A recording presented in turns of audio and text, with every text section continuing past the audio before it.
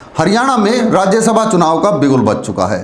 कल नामांकन था। 5 मार्च को 3 नामांकन दाखिल किए गए हैं, जिसमें एक नामांकन भारतीय जनता पार्टी की तरफ से संजय भाटिया का है, दूसरा नामांकन कांग्रेस की तरफ से करमवीर बोध का है और तीसरा नामांकन जो दाखिल हुआ उसने हरियाणा की राजनीति में हलचल पैदा कर दी है। भाजपा के पूर्व उपाध्यक्ष रहे सतीश नांदल ने तीसरे कैंडिडेट के रूप में नामांकन दाखिल किया है। अब आपको बताते हैं कि सबसे पहले ये जानना जरूरी है कि हरियाणा विधानसभा का स्टैटिक्स क्या कहता है, गणना क्या कहती है। हरियाणा विधानसभा में कुल 90 सीटें हैं। इन 90 सीटों में से 48 पर भारतीय जनता पार्टी है, 37 पर कांग्रेस है, इसके अलावा 2 सीट INLD के पास हैं और 3 निर्दलीय विधायकों के साथ ये 90 विधायक हरियाणा विधानसभा में मौजूद हैं।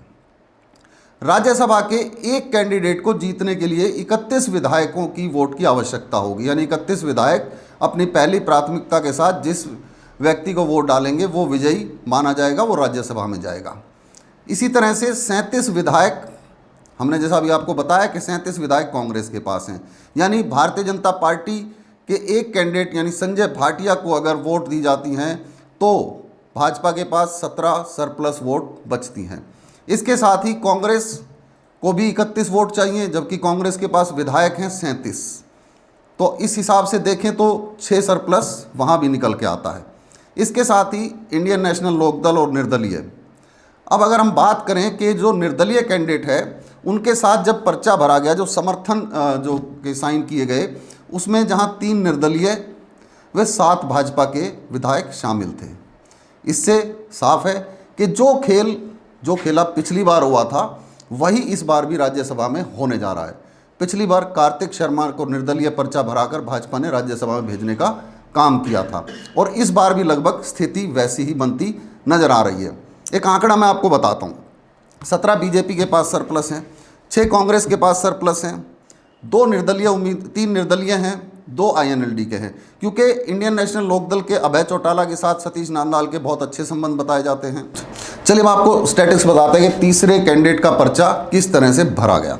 भारतीय जनता पार्टी के पास 17 सरप्लस विधायक हैं, इसी तरह कांग्रेस के पास 6, इंडियन नेशनल लोकदल के 2 और 3 निर्दलीय विधायक जो हैं इनका टोटल अगर हम लगाएं तो 21 बनता है। चाहिए कितना? 31, यानी 10 विधायकों का खेला होना तय है। अब ये 10 विधायक कौन होंगे?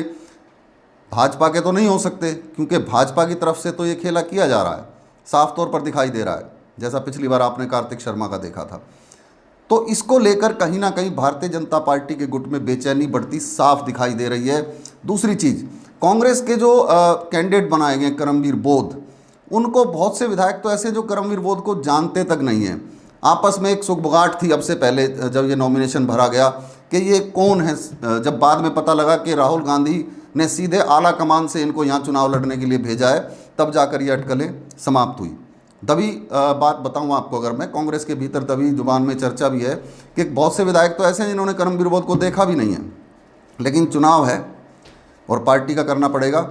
तो अब क्या सतीश नांदल कांग्रेस का खेल बिगाड़ेंगे? जी बिल्कुल तय दिखाई दे रहा है, क्योंकि उनके पास अगर हम स्टैटिक्स लगाएं तो उनको सिर्फ देखिए 17 का 1 समर्थन, 2 का 1 समर्थन, 19 होते हैं और 3 का 1 समर्थन, यानी कि 22 का समर्थन उनके पास आ चुका है।